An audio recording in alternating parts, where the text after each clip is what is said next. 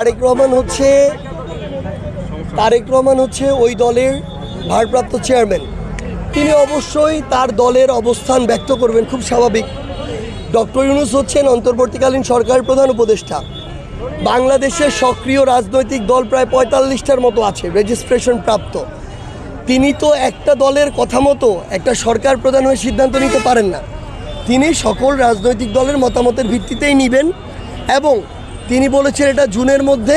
আমরা আমাদের জায়গা থেকে জাতীয় নাগরিক পার্টি এনসিপির পক্ষ থেকে বলতে চাই, ডক্টর ইউনূস এবং অন্তর্বর্তীকালীন সরকার যদি মনে করে যে একটা সুষ্ঠু এবং স্বচ্ছ নির্বাচনের জন্য জুন পর্যন্ত সময় প্রয়োজন, ইভেন যদি তিনি মনে করেন যে না আরও ১-২ মাস আগে এপ্রিল মেতেও করা সম্ভব, আমরা আমাদের জায়গা থেকে মনে করি যারা বাংলাদেশের বর্তমানে রাজনৈতিক দল মনে করে যে এই অভ্যুত্থান পরবর্তী সময়ে সবচেয়ে গুরুত্বপূর্ণ হচ্ছে একটি সুষ্ঠু ও স্বচ্ছ নির্বাচন, ইভেন শুধু নির্বাচন নয়, সুষ্ঠু এবং স্বচ্ছ নির্বাচন, তাহলে তারা এই জায়গাটিতে সুষ্ঠু এবং স্বচ্ছ নির্বাচনের ক্ষেত্রে আপোষ করবেন না।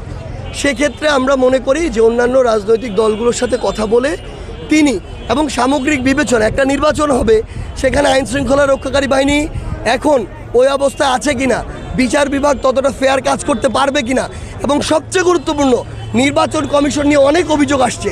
আমরা হাইকোর্ট থেকেও এরকম বিভিন্ন মন্তব্য পেয়েছি। এই নির্বাচন কমিশন একটি ফেয়ার ইলেকশন দিতে পারবে কিনা, এটা সবচেয়ে গুরুত্বপূর্ণ। যতক্ষণ পর্যন্ত এই বিষয়গুলো নিশ্চিত না হচ্ছে ততক্ষণ পর্যন্ত যদি টাইম ফ্রেম নিয়ে সরকারকে জোরাজুরি করা হয়, আমরা মনে করি এটা অন্যান্য যে রাজনৈতিক দলগুলো তাদের এক্ষেত্রে কোনো সমর্থন থাকবে না। ও ভাই, ওটাকে আমি বার্তা দিতেছিলাম।